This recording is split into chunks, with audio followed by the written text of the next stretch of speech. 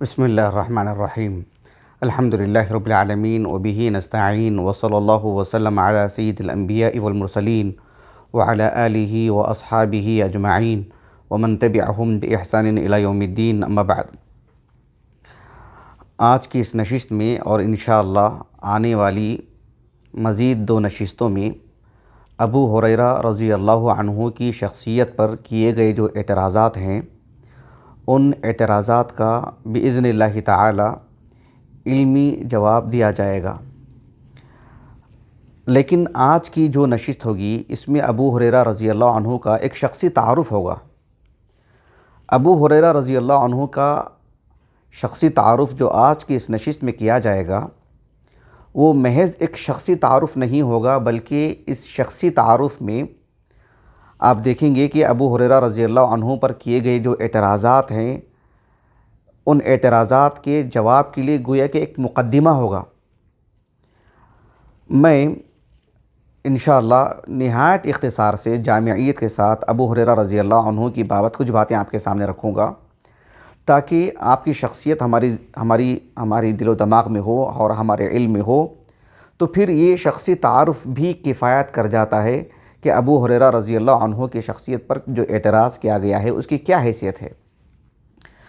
ہمارے بزرگ عالم دین جدہ میں مقیم شیخ عنایت الرحمن عمری مدنی حفظہ اللہ کو اللہ تعالیٰ سعادت عطا فرمائے،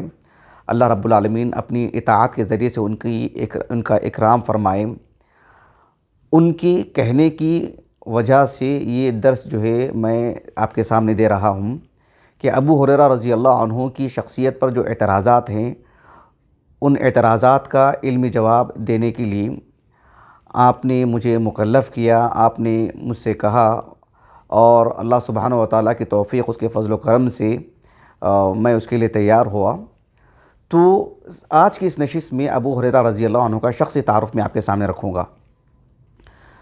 ابو ہریرہ رضی اللہ عنہ کی شخصیت سے متعلق قدیم اگر کتابوں کی بات کرتے ہیں تو بہت ساری کتابیں ہیں۔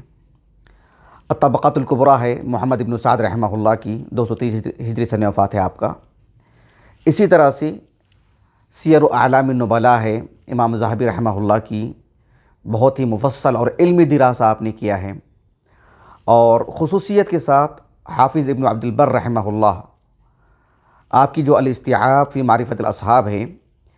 اس میں دراسہ مختصر ہے لیکن بہت ہی عمدہ ہے، بہت ہی جامع ہے۔ اسی طرح سے الاصابۃ فی تمییز الصحابہ حافظ ابن حجر رحمہ اللہ کی، فضائل الصحابہ امام اہل سنہ احمد بن حنبل، اور فضائل الصحابہ امام نسائی رحمہ اللہ کی، یہ کتابیں کافی اہم ہیں ابو ہریرہ رضی اللہ عنہ کی شخصیت سے متعلق پڑھنے کے لیے۔ ابو ہریرہ رضی اللہ عنہ کا سب سے پہلے نام، نسب، آپ کا خاندانی پس منظر، آپ کا گھرانہ، اس سے متعلق آپ کچھ معلومات حاصل کر لیتے ہیں۔ ابو ہریرہ رضی اللہ عنہ کا نام کیا ہے، ابو ہریرہ رضی اللہ عنہ کے والد کا نام کیا ہے، اس سلسلے میں تاریخ کی کتابوں میں بہت ہی اختلاف پایا جاتا ہے۔ حتیٰ کہ حافظ ابن عبد البر رحمہ اللہ نے الاستیعاب فی معرفت الاصحاب میں کہا کہ اختلفوا فی اسم ابی ہریرہ واسم ابیہ اختلافا کثیرا لا یحاط بہ ولا یضبط فی الجاہلیۃ والاسلام۔ حافظ ابن عبد البر رحمہ اللہ 463 ہجری سنہ وفات ہے آپ کا۔ الاستیعاب میں آپ نے کہا کہ ابو ہریرہ رضی اللہ عنہ کا نام اور آپ کے والد کے نام سے متعلق خاصا اختلاف ہے، اور جو ہے یعنی اس سلسلے میں یعنی ایک نہ دور جاہلیت میں نہ اسلامی تاریخ میں آپ کے نام کا سے متعلق یہ ضبط کیا گیا ہے کہ کیا نام ہے، یعنی بالکل درست اور اصح کے اعتبار سے۔ اس کے باوجود بھی متعدد طرق سے آپ کا جو نام اور آپ کے والد کا جو نام ملتا ہے، اختلاف کے باوجود بھی اہل علم کے مابین ایک بڑی تعداد، امام بخاری، امام علی بن المدینی، اور اسی طرح سے امام اسحاق بن راہوی، امام ابو احمد الحاکم الکبیر رحمہم اللہ اجمعین، دیگر اصحاب علم بھی، ان سب اصحاب علم نے یہ کہا کہ دور جاہلیت میں جو آپ کا نام تھا وہ تھا عبد شمس۔ دیگر نام بھی ملتے ہیں لیکن کہا کہ عبد شمس یہ زیادہ یعنی تاریخی اعتبار سے، حوالہ جات کے اعتبار سے درست ہے کہ عبد الشمس آپ کا نام تھا۔ اسلام لانے کے بعد اللہ کے رسول صلی اللہ علیہ وسلم نے آپ کا نام عبد الرحمن رکھا، اور صخر آپ کے والد کا نام ہے۔ آپ کے والد کے نام میں بھی اختلاف ہے لیکن سب سے زیادہ جو منضبط طور پر جو نام ہمیں ملتا ہے وہ یہ کہ عبد الرحمن ابن صخر۔ ابو ہریرہ رضی اللہ عنہ کی کنیت سے متعلق واقعات بہت ملتے ہیں کہ آپ کی کنیت کیا ہے۔ آپ کی کنیت تو ابو ہریرہ تھی، لیکن یہ کنیت کیوں کر واقع ہوئی آپ کی، اس سلسلے میں بھی کافی واقعات ملتے ہیں۔ آپ دیکھیں گے کہ جو ہے مطلب ابو ہریرہ رضی اللہ عنہ کی سیرت پر لکھی گئی کتابیں، مثال کے طور پر الطبقات الکبریٰ دیکھیں ابن سعد کی، اس میں متعدد واقعات ملتے ہیں کہ ابو ہریرہ آپ کی کنیت کیسے واقع ہوئی۔ اس سلسلے میں متعدد واقعات ملتے ہیں۔ ایک واقعہ یہ بھی ملتا ہے کہ اللہ کے رسول نے آپ کی کنیت رکھی، آپ کو ابا ہر کر کے پکارا، یعنی ابو ہر۔ تو ابن عبد البر رحمہ اللہ کہتے ہیں کہ اشبہ عندی کناہ النبی صلی اللہ علیہ وسلم فی ذالک، کہ ان سارے روایات کو رکھ کر کے میں یہی کہوں گا کہ میرے نزدیک سب سے زیادہ درست بات یہی ہے کہ اللہ کے رسول نے آپ کی کنیت رکھی ہے کہ ابو ہر یا ابا ہر کہہ کر کے پکارا کرتے تھے آپ صلی اللہ علیہ وسلم۔ 3 صدی ہجری کے ایک عالم دین ہیں، بلکہ وہ 4 صدی ہجری کے عالم ہیں۔ 4 صدی ہجری ہی ان کی پوری زندگی رہی علم اعتبار سے۔ ابو احمد الحاکم الکبیر، ابو احمد الحاکم رحمہ اللہ، یہ ابو عبداللہ الحاکم نہیں ہے جو صاحب المستدرک علی الصحیح ہے، نہیں، یہ ان کے استاذ ہیں۔ ابو احمد الحاکم الکبیر کے نام سے معروف ہیں۔ یہ بھی خراسانی عالم دین ہیں۔ ان کی ایک کتاب ہے الکنہ، ان کی 3-4 کتابیں ہیں، معمر عالم دین ہے، 378 ہجری سنہ وفات ہے۔ الکنہ ان کی جو کتاب ہے 2 جلدوں میں جو ہے مطبوع ہے، اس میں آپ نے ابو ہریرہ رضی اللہ عنہ سے متعلق لکھا کہ غلبت علیہ کنیتہ، ابو ہریرہ رضی اللہ عنہ کے نام پر آپ کی کنیت غالب آ گئی۔ فہو کمن لا اسم لہ غیرہ،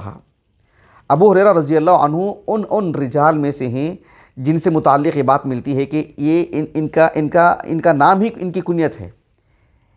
یعنی ان کا نام ہی ان کی کنیت ہے، یعنی کنیتہ اسمہ، کنیتہ اسمہ، جیسے ایسے اقوال ملتے ہیں ہم کو، ایسی باتیں ملتی ہیں۔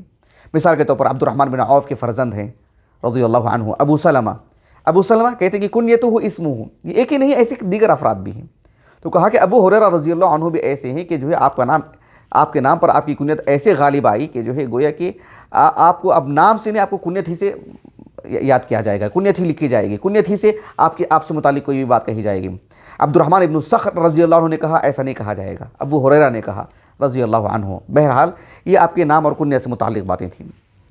ابو ہریرہ رضی اللہ عنہ کا جو گھرانہ ہے، اس سلسلے میں الطبقات الکبریٰ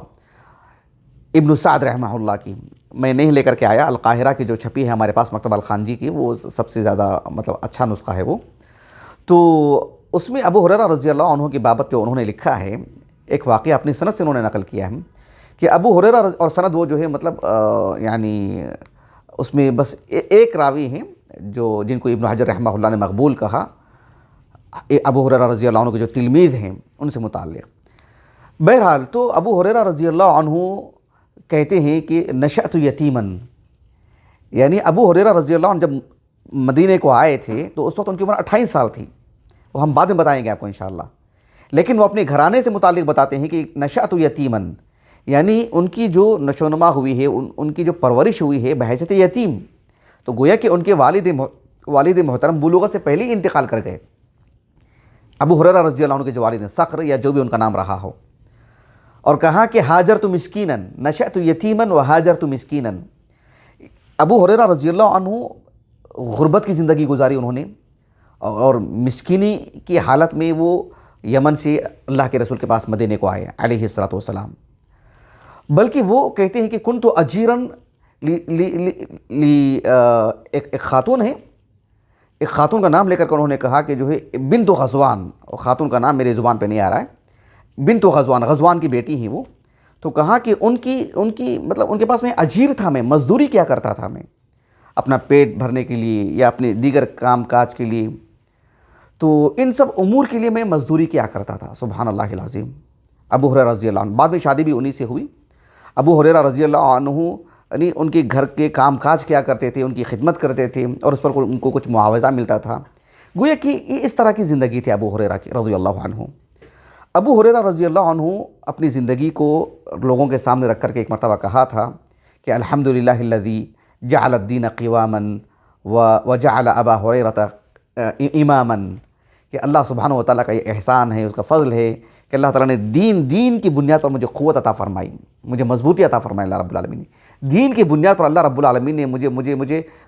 یعنی بہت ساری خوبیاں اللہ نے مجھے عطا فرمائی اور مجھے مسلمانوں کا امام بھی بنایا اللہ رب العالمین نے۔ ابو ہریرہ رضی اللہ عنہ کا یہ گھرانہ ہے۔ جہاں تک مسئلہ ابو ہریرہ رضی اللہ عنہ کی والدہ کا ہے، والدہ آپ کے ساتھ تھیں اور وہ بعد میں مسلمان ہوئیں اور اسلام سے متعلق وہ دل صاف نہیں رکھتی تھیں۔ ابو ہریرہ رضی اللہ عنہ بہت پریشان تھے اس سلسلے میں۔ صحیح مسلم کی حدیث ہے کتاب فضائل الصحابہ میں، تو اللہ کے رسول صلی اللہ علیہ وسلم نے دعا کی ان کے لیے کہ اللہم اہد ام ابی ہریرہ، کہ اے اللہ تو ابو ہریرہ کی ماں کو جو ہے ہدایت دے دے، ہدایت توفیق دے دے، اور اللہ سبحانہ و تعالیٰ نے دعا قبول فرمائی۔ ابو ہریرہ رضی اللہ عنہ اپنے گھر گئے اور ان کی والدہ نے اسلام قبول کیا۔ آپ کی والدہ نے اسلام قبول کیا، میمونہ بنت صبیح نام تھا ان کا، لیکن آپ کی جو والد ہیں وہ جو ہے مطلب بہت پہلے ہی وفات پا چکے تھے۔ ابو ہریرہ رضی اللہ عنہ کی جو جسمانی قد و قامت کی جو بات ہمیں ملتی ہے، جیسے کہ امام ذہبی رحمہ اللہ نے سیر اعلام النبلاء میں لکھا ہے کہ آپ جو ہے یعنی درمیانی قد و قامت کے تھے، بہت دراز قد بھی نہیں اور بہت چھوٹا قد بھی نہیں، درمیانی قد و قامت کے تھی۔ البتہ جو ہے سینہ بہت چوڑا تھا آپ کا۔ آپ ایک دھیان دیجئے اس بات پر کہ عربوں کے ہاں جب اہل عرب کہتے ہیں نا کہ جو ہے ابیض، رجلاً ابیض جیسے کہتے ہوں کہ فلاں شخص گورے رنگ کے ہیں، تو اسے دھوکہ نہیں کھانا چاہیے کہ جس طرح سے عربوں میں فی الحال وہ بھی ایک رنگت ہے جو بالکل بھی گورا رنگ ہے، ایک وہ ہے جو جسے ہم کہتے ہیں آدم، یعنی مٹیالہ رنگ جسے ہم کہتے ہیں۔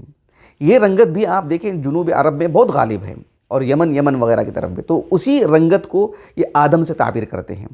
تو ابو ہریرہ رضی اللہ عنہ کی بھی یہی رنگت تھی، اور ابو ہریرہ رضی اللہ عنہ کی جو داڑھی تھی وہ سرخ رنگ کی داڑھی تھی،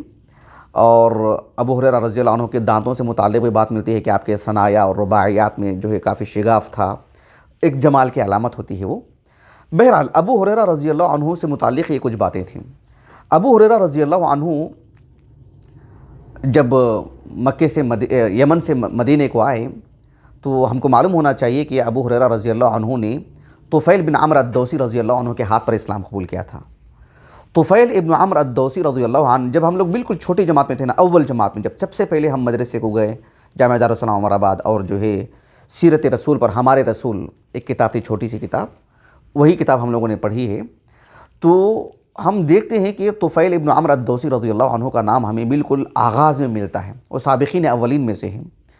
اور تبھی سے ان کا نام ہماری زبان پر آیا اور ہم یاد کیے اس نام کو۔ تو طفیل بن عمرو الدوسی رضی اللہ عنہ عہد فاروقی میں آپ کی وفات ہوئی، بالکل آغاز میں۔ طفیل بن عمرو الدوسی رضی اللہ عنہ کی شخصیت کو بھی پڑھنا چاہیے، معلوم کرنا چاہیے، بہت ہی عظیمت والے انسان ہیں۔ بہرحال میرا وہ موضوع نہیں ہے، یہ بھی دوس قبیلے کے ہیں، یمنی قبیلہ۔ طفیل بن عمرو الدوسی رضی اللہ عنہ سابقین اولین میں سے ہیں، اللہ کے رسول صلی اللہ علیہ وسلم پر اسلام لائے اور آپ نے ان کو اپنے علاقے میں بھیجا، اور جو ہے انہوں نے جا کر کے کام کیا، حالانکہ وہ ایک طرح سے اپنی قوم سے متعلق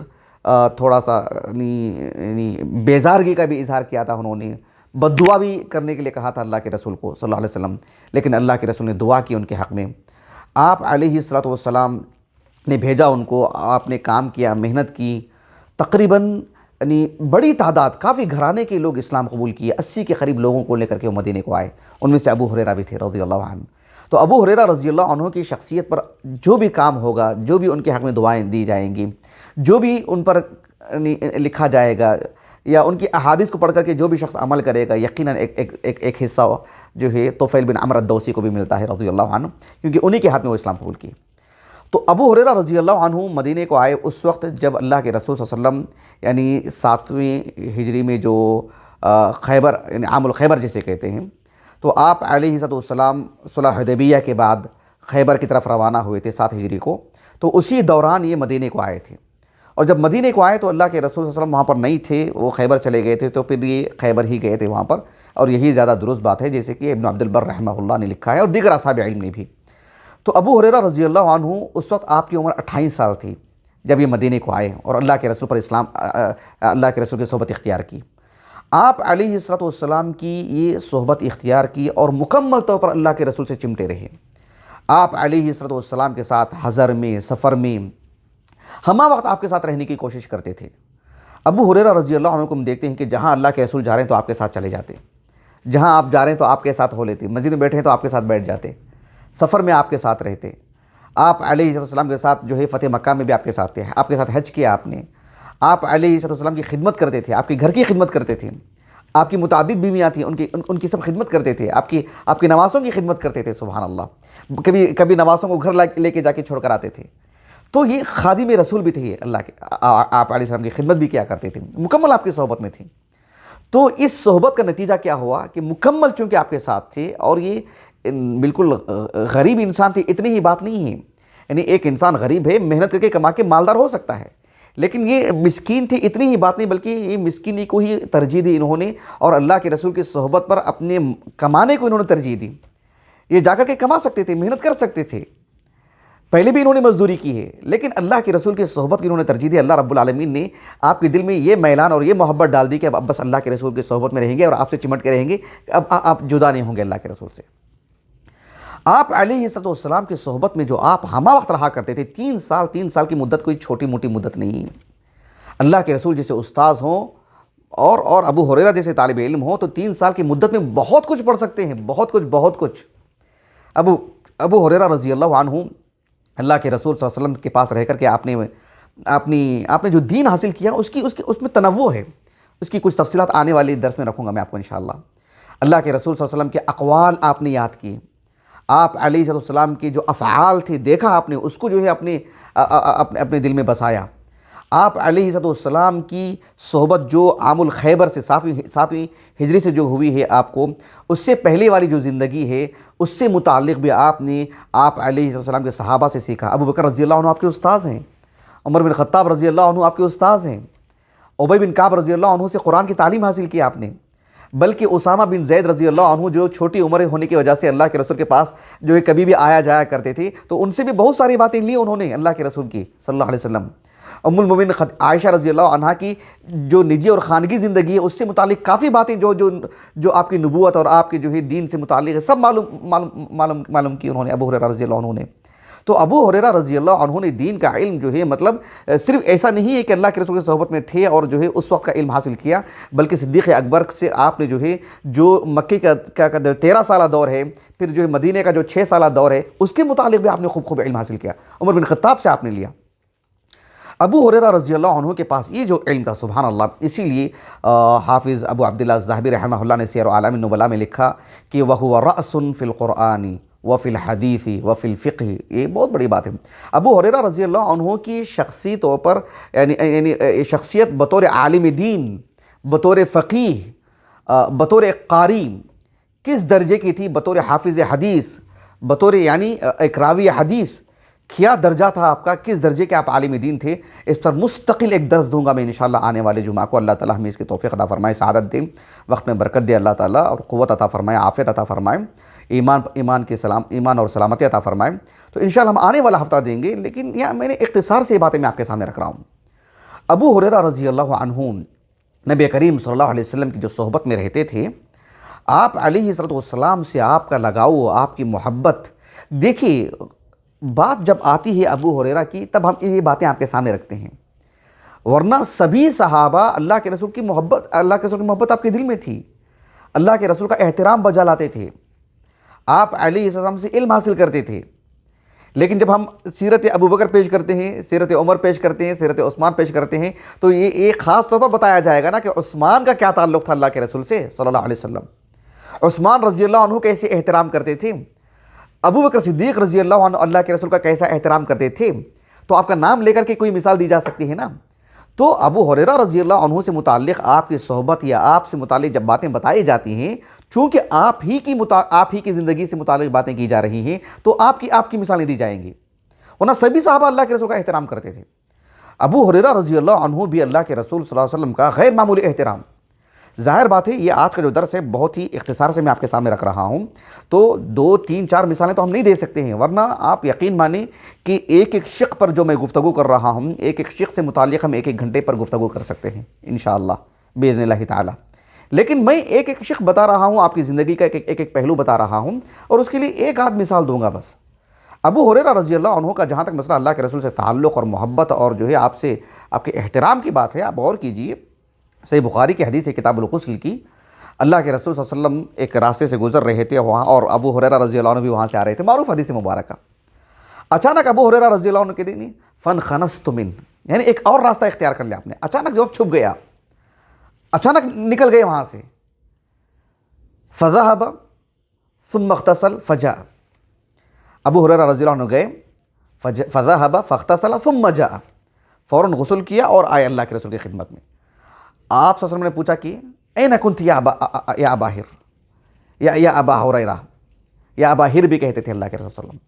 کہ کہاں چلے گئے تم، کہاں غائب ہو گئے تھے؟ تو ابو ہریرہ رضی اللہ عنہ نے کہا کہ کنت جنوبا فکرہت ان اجالسک وانا علی غیر طہارہ، کہ میں آپ کو دیکھا لیکن میں جنوبی تھا نا اس وقت، تو میں آپ سے راستہ فوراً الگ اس لیے اختیار کر لیا تاکہ میں جاؤں غسل کر کے آپ کے پاس آؤں، اور حالت طہارت میں نہ ہوتے ہوئے بغیر طہارت میں آپ کی مجلس میں بیٹھوں، میں آپ کے ساتھ رہوں، یہ مجھے پسند نہیں تھا. اور یہ اچھی بات ہے اور یہ ہونا چاہیے، لیکن یہ واجبات میں سے نہیں ہے. بس اتنی سی بات اللہ کے رسول نے کہی صلی اللہ علیہ وسلم، سبحان اللہ ان المؤمن لا ینجس. یہ اس سلسلے میں احکام مسائل بہت ہیں، لیکن یہ ادب کا تقاضا ہے، اور چاہے اللہ کے رسول کی مجلس کا تو زیادہ تقاضا ہے. کوئی بھی دینی مجلس ہو طہارت کی حالت میں بیٹھنا چاہیے، یہ ضروری ہے، اس کا اہتمام ہونا چاہیے. ابو ہریرہ رضی اللہ عنہ نے یہی بات کی اور اللہ کے رسول نے اس بات کی نفی نہیں کی، لیکن اللہ کے رسول نے بس حکم بتایا اس سلسلے میں کیا بات ہے. تو بہرحال ابو ہریرہ رضی اللہ عنہ نے اتنا احترام کیا اللہ کے رسول کا کہ بغیر طہارت کے آپ کی مجلس میں بیٹھنا گوارا نہیں کیا. اندازہ لگا لیجیے، یعنی بہت ہی قریب ہونے کے باوجود، بہت ہی لگاؤ ہونے کے باوجود وہ ہیبت اور احترام بھی اسی کے قدر غالب. یہ ہونا چاہیے، محبت بھی انتہا کو پہنچ جائے اور احترام بھی انتہا کو پہنچ جائے. محبت کے نام پر احترام جو ہے کمزور پڑ جائے، یا احترام کے نام پر جو ہے محبت ہی نہ رہے، بس احترام کا ایک ڈر اور خوف باقی رہ جائے دل میں، یہ دونوں چیزیں جو عیب ہیں. احترام بھی ہونی چاہیے، محبت بھی ہونی چاہیے. تو یہی بات ابو ہریرہ نے جو کہی رضی اللہ عنہ. اللہ کے رسول صلی اللہ علیہ وسلم سے متعلق آپ کا ایمان بحیثیت جو نبوت کا جو منصب ہے، اس کا جو احترام تھا دل میں، اور اللہ کے رسول سے مستفید ہونے کا جو آپ کے دل میں جو سبحان اللہ جو خیال آیا کرتا تھا آپ کو بارہا. اندازہ لگائیے کہ صحیح بخاری کی کتاب العلم ایک حدیث ہے، ابو ہریرہ رضی اللہ عنہ نے اللہ کے رسول سے پوچھا کہ اے اللہ کے رسول، من اسعد الناس، اسعد الناس کون ہے؟ یعنی من اسعد الناس بشفاعتک یوم القیامہ، قیامت کے دن آپ کے شفاعت کے مستحق ہونے والے کون کون سعادت مند افراد ہیں، کون ہوں گے وہ؟ اللہ کے رسول صلی اللہ علیہ وسلم بحیثیت نبی یہ جواب دیتے کہ جو ہے اسعد الناس یوم القیامت بشفاعتی، میری شفاعت کا مستحق یا سعادت مند انسان وہ ہے جو یہ کردار عطا کرے گا، یعنی من قال لا الہ الا اللہ، جو خالص خلوص کے ساتھ اللہ کی خاطر لا الہ الا اللہ کہے گا، اس کے معنی مفہوم کو جانتے ہوئے، وہ میری شفاعت کا مستحق ہوگا، اور وہ اسعد الناس ہے، وہ اور سعادت مند انسان ہے وہ. یہ سوال کا جواب ہے. لیکن اللہ کے رسول صلی اللہ علیہ وسلم نے ابو ہریرہ رضی اللہ عنہ سے کہا کہ لقد ظننت یا ابا ہریرہ الا يسألنی عن هذا الحدیث احد اول منک. کہا کہ یہ میرا گمان تھا، یہ میرا ماننا ہے، یعنی اس کا مطلب کیا ہے؟ میرا یہی ماننا ہے کہ اے ابو ہریرہ، اس حدیث سے متعلق تم سے پہلے کوئی آگے مجھے پوچھے گا نہیں، تم ہی پوچھنے والے تھے. میرا گمان تھا یہ، یعنی میرا یہی خیال تھا کہ اس موضوع سے متعلق پوچھنے کے لیے کون آئیں گے میرے پاس؟ ابو ہریرہ ہی. ابو ہریرہ سے پہلے کوئی نہیں آئیں گے. ایسا کیوں یہ میرا خیال بنا؟ ایسا کیوں؟ یہ تو گویا کہ زندگی کا ایک تجربہ ہے نا. یہ میں نے تمہاری زندگی میں یہ محسوس کیا کہ یہ تمہاری زندگی میں حرص والی جو بات ہے، حدیث کو لینے میں، میرے قریب رہنے میں، میری ایک ایک بات نوٹ کرنے میں، میرے ایک ایک فعل کو دیکھنے میں، جو میں نے تمہارے اندر دیکھا، سبحان اللہ. تو لما رأیت فیک، یعنی حرصک علی الحدیث، جو میں نے تمہارے اندر محسوس کیا کہ طلب علم، حدیث کے حاصل کرنے میں جو حرص تمہارے اندر ہے، اس سے میں اندازہ لگایا کہ تم ہی آ کے مجھ سے پوچھو گے. ابو ہریرہ رضی اللہ عنہ بحیثیت صحابی یا کل صحابہ چاہے وہ اہل بیت میں سے ہوں یا نہ ہوں، صحابہ آپس میں ایک اہل بیت اور عام صحابہ. اہل بیت وہ بھی صحابہ ہیں. اہل بیت کون ہوتے ہیں؟ جو یعنی جو المطلب ہیں نا، عبد المطلب نہیں، ہاشم، جو قصی کے جو فرزندان ہیں ان میں سے المطلب اور ہاشم، ان کے خانوادے میں جو بھی اسلام قبول کریں گے وہ سب کے سب اہل بیت میں سے ہیں، اور ازواج مطہرات اہل بیت میں سے ہیں. بقیہ جو عام صحابہ ہیں وہ اہل بیت، اور اہل بیت عام صحابہ کا ایک دوسرے سے محبت، لگاؤ، احترام، یہ ایسی مثال ہے کہ جس کے کائنات میں سے مثالیں ملنی مشکل ہیں. بس کچھ لوگوں کو دیکھا نہیں جاتا یہ منظر. ابو ہریرہ رضی اللہ عنہ بھی اہل بیت صحابہ سے بہت محبت رکھتے تھے۔ اس کی ایک واضح مثال میں آپ کو دیتا ہوں تفصیل میں جائے بغیر، ورنہ اس موضوع پر ہم بہت تفصیل سے گفتگو کر سکتے ہیں۔ آپ جو ہے کتب ستہ اٹھا لیجیے، آپ صحیح بخاری میں فضائل الصحابہ، صحیح مسلم میں فضائل الصحابہ، اسی طرح سے آپ فضائل الصحابہ پر لکھی گئی کتابیں امام اہل سنت احمد بن حنبل کی، امام نسائی کی، دیگر اصحاب علم میں جو فضائل الصحابہ پر کتابیں لکھی ہیں، اس میں علی بن ابی طالب ہوں یا حسنین ہوں، فاطمہ ہوں رضی اللہ عنہ اجمعین، جعفر بن ابی طالب ہوں، دیگر وہ صحابہ جو اہل بیت میں سے ہیں، ان کے فضائل ہم تک پہنچانے والے وہ ابو ہریرہ ہیں رضی اللہ عنہ۔ صرف ابو ہریرہ نہیں، ابو ہریرہ ایک بڑا نام ہے، یعنی ان سب جو اہل بیت کے جو فضائل ہیں، چاہے وہ مجموع اعتبار سے ہو، چاہے وہ منفرد فردن کسی شخص کے ہوں، بیشتر روایات کے جو راوی ہیں وہ ابو ہریرہ ہیں رضی اللہ عنہ۔ یہ قابل غور بات ہے، یہ میرا تفصیلی موضوع نہیں ہے، ایک شخصی تعارف میں آپ کو کروا رہا ہوں۔ ابو ہریرہ رضی اللہ عنہ بحیثیت ایک طالب علم، علم دین کے لیے آپ نے جو قربانیاں دی ہیں، علماء کی زندگی میں ہم جو قربانی دیکھتے ہیں، قربانیاں جو ہم دیکھتے ہیں، کھانے پینے سے متعلق، سونے جاگنے سے متعلق، پہننے اوڑھنے سے متعلق، اپنے گھر والوں کی جدائی سے متعلق، یقیناً ابو ہریرہ رضی اللہ عنہ ان سب کے سرخیل ہیں۔ ابو ہریرہ رضی اللہ عنہ کی صورتحال ایسی تھی کہ جو ہے کھانے پینے کے سے متعلق بہت فقر و فاقہ تھا، بہت غربت تھی، متعدد روایات ہیں، آپ سمجھیے کہ جو ہے میں آپ کو ساری روایت نہیں پیش کر سکتا ہوں۔ ایک حدیث آتی ہے صحیح بخاری کی، یعنی کتاب الاطعمہ میں، ابو ہریرہ رضی اللہ عنہ کہتے ہیں کہ کبھی کبھار تو ایسے بھی ہوتا تھا کہ مطلب صورتحال ایسی ہوتی تھی کہ وَإِن كُنْتُ لَأَعْتَمِدُ كَبِدِي فِي الْأَرْضِ، كَبِدِي عَلَى الْأَرْضِ مِنَ الْجُوعِ،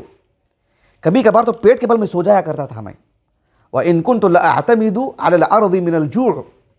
بھوک کی وجہ سے پیٹ کے بل لیٹ جاتا تھا میں تاکہ پیٹ زمین کو لگ جائے اور جو بھوک کی جو شدت ہے وہ کچھ کم ہو جائے۔ اسی حدیث میں یہ بھی الفاظ آتے ہیں کہ وَإِن كُنْتُ لَأَشُدُّ الْحَجَرَ عَلَى بَطَنِي مِنَ الْجُوعِ، بھوک کی وجہ سے پیٹ پہ کبھی پتھر باندھ دیتا تھا میں۔ ہم مدارس میں پڑھتے ہیں، مدارس میں جو کھانا دیا جاتا ہے وقت پر دیا جاتا ہے، 2 منٹ تاخیر نہیں ہوتی ہے، بلکہ 2 منٹ تاخیر سے آنے سے ہم مسئول ہو جاتے ہیں ایک طالب علم کہ کیوں تاخیر سے آئے۔ کھانے میں اگر طالب علم حاضر نہیں رہتا ہے تو جو مشرف ہوتے ہیں وہ پوچھتے ہیں کہاں تھے کھانے میں، کیوں نہیں تھے تم؟ سبحان اللہ، یہ صورتحال ہے آج ہم طلباء کی، یعنی کتنی بڑی مطلب سبحان اللہ آسانیاں اللہ نے ہمارے لیے رکھی ہیں۔ ابو ہریرہ کا یہ معاملہ تھا، بھوک کی وجہ سے یہ حالت تھی۔ کبھی کبھار ابو ہریرہ رضی اللہ عنہ مسجد سے باہر نکلتے اور جاتے ہوئے کسی شخص کو سلام کر کے پوچھتے کہ بھئی قرآن مجید کی وہ آیت ہے نا، اس کا مفہوم کیا ہے؟ کہا کہ وَإِن كُنْتُ لَأَسْتَقْرِئُ الرَّجُلَ عَنِ الْآيَةِ،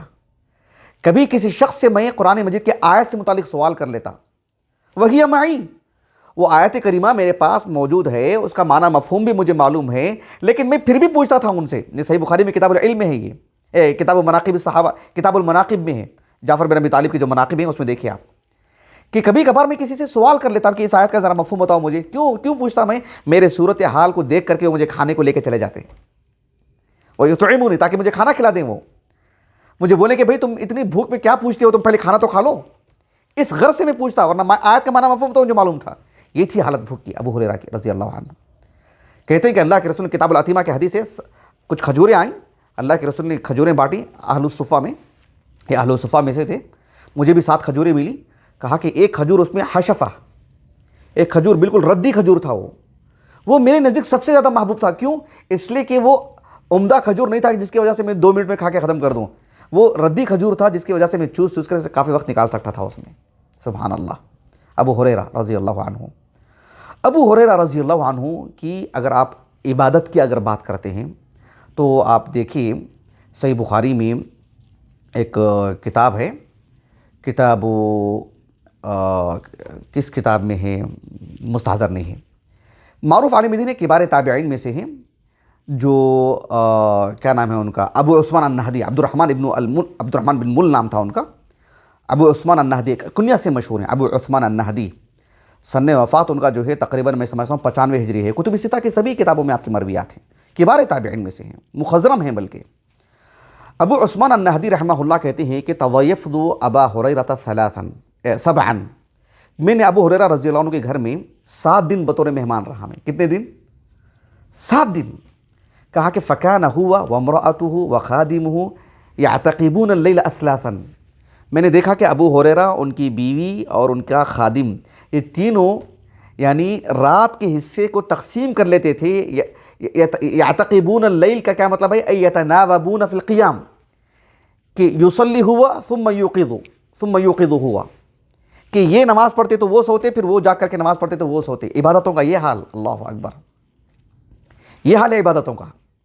یہ حدیث صحیح بخاری کی ہے۔ صحیح بخاری کی کس کتاب میں ہے فی الحال مجھے مستحضر نہیں ہے، لیکن بہت ہی معروف حدیث یہ جو ابو ہریرہ رضی اللہ عنہ سے مروی ہے۔ تو ابو عثمان النہدی رحمہ اللہ نے اتنی بڑی بات کہی ہے ابو ہریرہ رضی اللہ عنہ کی بابت۔ ابو ہریرہ رضی اللہ عنہ سے متعلق وہ حدیث بھی معروف ہے، ہمارے علم میں ہونی چاہیے، جو متفق علیہ حدیث ہے۔ ابو ہریرہ رضی اللہ عنہ نے کہا کہ اوصانی خلیلی ابو القاسم صلی اللہ علیہ وسلم، کہ اللہ کے رسول صلی اللہ علیہ وسلم نے مجھے وصیت کی۔ کس چیز کی؟ 3 چیزوں کی وصیت کی۔ کہا کہ لا ادعہن حتی اموت، جب تک میری موت نہیں آئے گی میں ان 3 چیزوں کو نہیں چھوڑوں گا۔ کیا کہیں 3 چیزیں اس میں؟ کہا کہ ایام 20 کے روزے، ایام 20 کے روزے، اور صلاۃ الوتر، اور جو ہے یعنی صلاۃ الضحیٰ۔ یہ ابو ہریرہ رضی اللہ عنہ کی عبادتوں کا حال تھا، عالم با عمل۔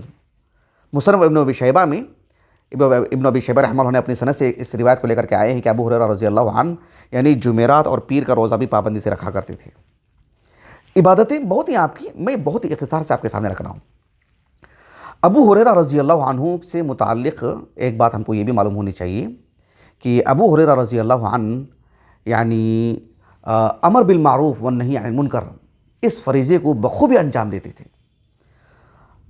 دیکھیے ہم عام طور پر پڑھتے ہیں کہ وہ کسی سے ڈرتے نہیں تھے، وہ لومۃ لائم کی پرواہ نہیں کرتے تھے۔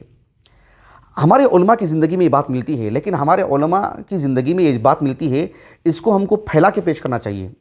یعنی وہ لومۃ لائم کی پرواہ نہیں کرتے تھے، کہ مطلب یہ بھی نہیں ہے کہ وہ حکیمانہ انداز ان کے پاس نہیں تھا،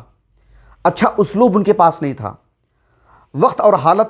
کا وہ خیال نہیں رکھتے تھے، نہیں، وہ اچھے داعی تھے،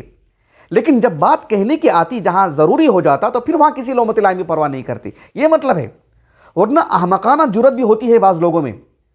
جیسے ممبر پر کھڑے ہو کر کے یا جو ہے مطلب کسی درس میں یا کسی تحریر میں کوئی بھی بات کیسے بھی کہہ دیں، تو یہ جرت نہیں ہونی چاہیے۔ بات یہ ہے کہ حکیمانہ انداز ہو، وقت کا لحاظ کیا جائے، شخصی لحاظ کیا جائے، لیکن بات کو پیش کرنے کا اسلوب اچھا ہو، ڈھنگ اچھا ہو، لیکن بات پیش کرنا ہی ہے، ہاں کرنا ہی ہے، اس میں کسی لومۃ لائم کی پرواہ نہیں کرنی چاہیے۔ تو یہ مقصود ہوتا ہے۔ تو ابو ہریرہ رضی اللہ عنہ بھی مردوں کو، خواتین کو، چھوٹوں کو، بڑوں کو، حتیٰ کہ امراء کو، حکمرانوں کو، سب کو، آگے ایک اعتراض ان پر آتا ہے کہ جو ہے بنو امیہ سے متعلق آپ بہت نرم گوشہ رکھتے تھے، ان سے متعلق حدیث وضع کرتے تھے۔ سبحان اللہ، ابو ہریرہ منزہ ہیں اس سے رضی اللہ عنہ۔ ابو ہریرہ رضی اللہ عنہ بلکہ جو خلفاء ہوتے تھے، یعنی جو کیا کہتے ہیں ان کو، بنو امیہ کے جو امراء ہوتے تھے، ان کی بھی نشاندہی کرتے تھے آپ۔ ایک واقعہ میں آپ کو بتاتا ہوں۔ آپ دیکھو صحیح مسلم میں ایک واقعہ ہمیں ملتا ہے، ابو زرعہ سے مراد یعنی جریر بن عبداللہ البجلی رضی اللہ عنہ جو ہے نا، ان کے پوتے ہیں ابو زرعہ، کنیت ہی سے مشہور ہے، ان کا نام جو تاریخ میں نہیں ملتا ہے۔ ابو زرعہ اوسط تابعین میں سے ہیں۔ وہ کہتے ہیں کہ میں اور ابو ہریرہ رضی اللہ عنہ مروان ابن الحکم کے گھر گئے تھے ایک مرتبہ، مدینے میں تھے نا، وہ مدینے کے گورنر تھے۔ تو ہم جب ان کے گھر گئے تو ان کے گھر میں تصاویر بھی تھیں۔ ابو ہریرہ رضی اللہ عنہ نے جیسے تصاویر دیکھیں، فوراً آپ نے وہ جو حدیث قدسی ہے وہ سنائی اور کہا کہ اللہ سبحانہ و تعالیٰ نے کہا کہ وَمَنْ أَظْلَمُ مِمَّنْ يَخْلُقُ كَخَلْقِي خَلْقًا،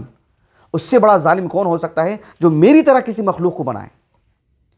اب ایسی صورت میں قیامت کے دن کیا ہوگا، اللہ سبحانہ و تعالیٰ اس بندے سے کہے گا کہ اب تم جو ہے مطلب جو ذرات ہوتی ہیں نا، چھوٹی چونٹیاں، کہا کہ اس کو اب تم پیدا کرو، اس کو بناؤ، اس کو یا روح پھونکو اس میں۔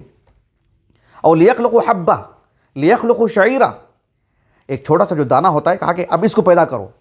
مطلب کیا، وہ جو حکم دیا جائے نا لِيَخْلُقُ، وہ صيغۃ الامر ہے، وہ لِيَخْلُقُ۔ تو یہ جو حکم دیا جائے گا، وہ ہم پڑھتے آئے ہیں نا اصول الفقہ میں، جو صيغۃ الامر ہوتا ہے اس میں جو یعنی ایک ہی معنی نہیں ہوتا ہے، جس میں یعنی الطلب بالاستعلاء والی جو بات آتی ہے، بس کسی سے آرڈر دیا جا رہا ہے، صیغۃ الامر میں ایک ہی معنی آتا ہے کیا؟ نہیں نا، تعجیز کا بھی معنی آتا ہے۔ تو یہی معنی ہے کہ تعجیز کے طور پر عاجز کر دینے کے لیے، ٹھیک ہے تم پیدا کر کے دکھاؤ ایسے، اور وہ نہیں پیدا کر پائے گا وہ۔ تو اس حدیث مبارکہ کو وہ مروان بن الحکم کو سنایا، انہوں نے تنبیہ کی، انہوں نے نصیحت کی، انہوں نے آگاہ کیا کہ کیا تمہارے گھر میں جو تصویریں ہیں مناسب نہیں ہیں۔ یعنی وہ ایک اموی خلیفہ ہیں، حکمران ہیں، آپ نے ہمت سے اور جو جرأت سے حکیمانہ انداز میں اچھے اسلوب سے آپ نے حدیث سنائی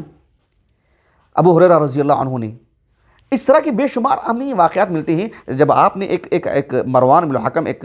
خلیفہ کو آپ نے نہیں چھوڑا وقت کے، ایک گورنر کو آپ نے نہیں چھوڑا آپ نے، اور آپ نے تنبیہ کی، اچھے انداز میں تنبیہ کی، حکیمانہ انداز میں۔ اب ناصح ہیں آپ، خیر خواہ تھے ان کے، ایسا نہیں کہ جو ہے مطلب کچھ اس طرح کہ میں کسی سے ڈرتا نہیں ہوں، میں کسی سے گھبراتا نہیں ہوں، جو سیاسی لیڈران کے جو الفاظ ہوتے ہیں، نہیں، آپ ایک عالم دین، آپ ایک خیر خواہ، ارحم الناس، علماء اہل السنہ ارحم الناس ہوتے ہیں۔ تو آپ نے خیر خواہی کی، لیکن آپ نے جرأت سے پیش کیا آپ نے۔ تو پھر بقیہ کا چھوڑیے آپ،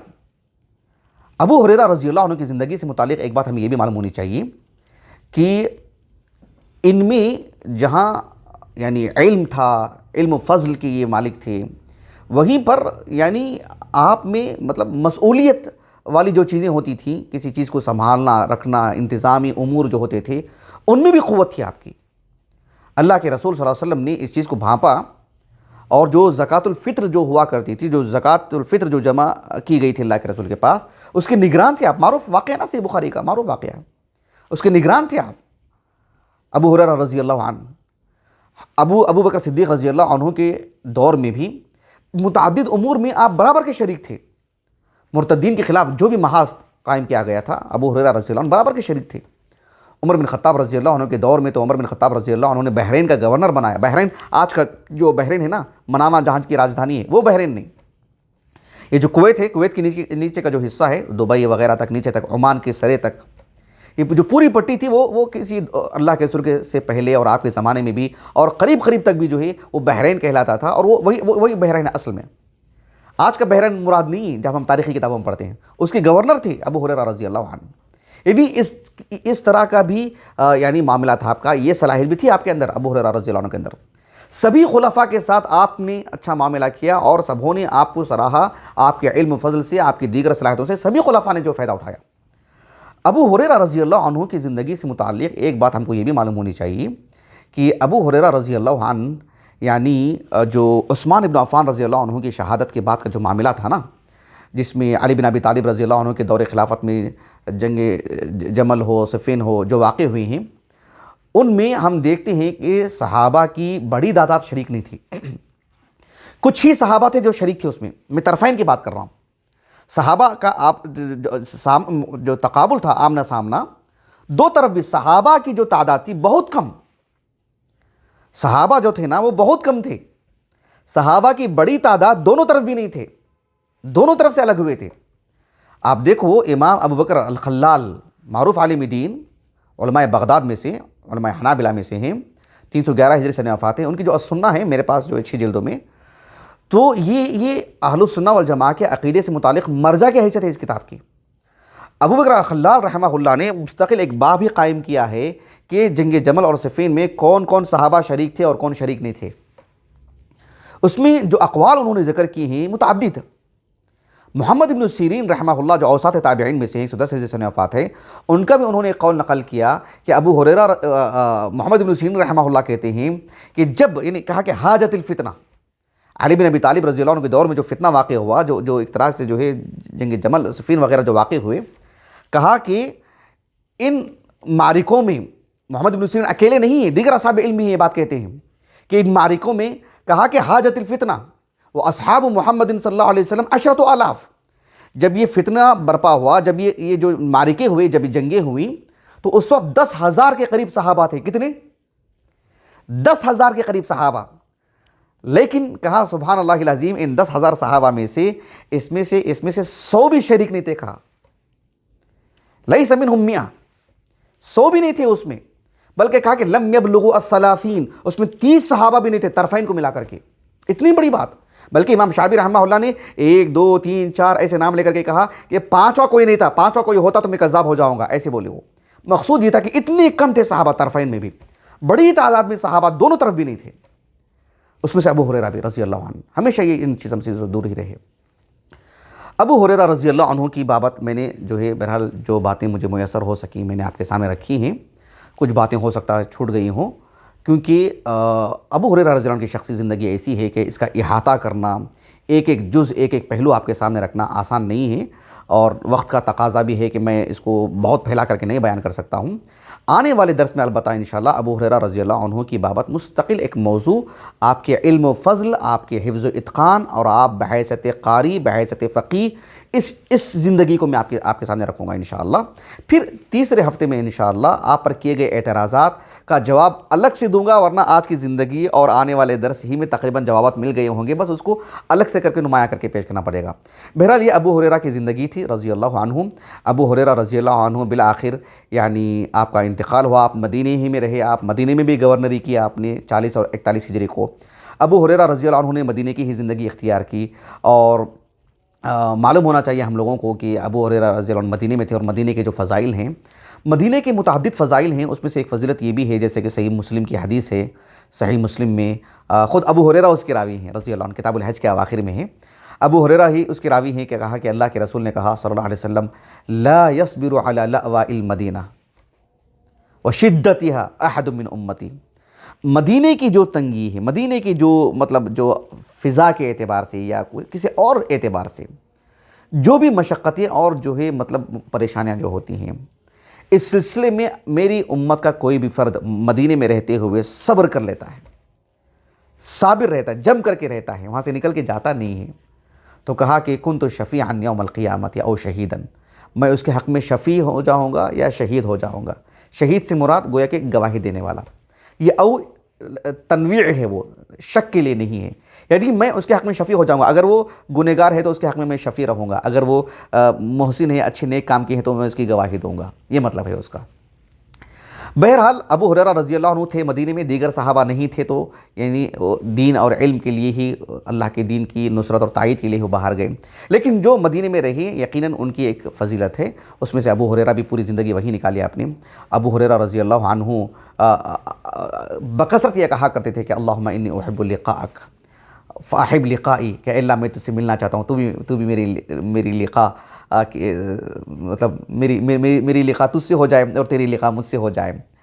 ابو ہریرہ رضی اللہ عنہ نے وصیت کی تھی کہ میرے انتقال کے بعد علی الفور مجھے دفنایا جائے، زیادہ دیر نہ رکھا جائے، اور پھر اس طرح کے جو رسم و رواج اور جو بھی چیزیں خرابیاں ہیں ان سب سے جو ہے گریز کیا جائے، اور علی الفور میری تدفین ہو۔ 50 پر 9 ہجری میں ابو ہریرہ رضی اللہ عنہ کا انتقال ہوا، وہ جو وادی عقیق ہے وہاں پر آپ کا انتقال ہوا۔ بہرحال عصر کے بعد آپ بقیع الغرقد میں آپ مدفون ہوئے ہیں رضی اللہ عنہ۔ ابو ہریرہ رضی اللہ عنہ کی شخصیت سے متعلق بہرحال میں نے کافی باتیں آپ کے سامنے رکھنے کی کوشش کی ہیں، اللہ ہماری حفاظت فرمائے، معاف فرمائے، کہ ابو ہریرہ رضی اللہ عنہ کی شان میں، آپ کی سیرت میں، آپ کے دفاع میں کوئی کمی قصور ہو تو اللہ تعالی ہمیں معاف فرمائے، لیکن ابو ہریرہ رضی اللہ عنہ کی شخصیت متعلق گفتگو کرنا یہ ہمارا ایمان ہے، سعادت ہے، بلکہ ہمارے واجبات میں سے ہے، ہماری ضروریات میں سے ہے۔ ہم زبان نہ کھولیں، نہ بتائیں، نہ کہیں، تب بھی شاید ہم آثم ہو جائیں، نسأل اللہ العافیہ والسلامہ۔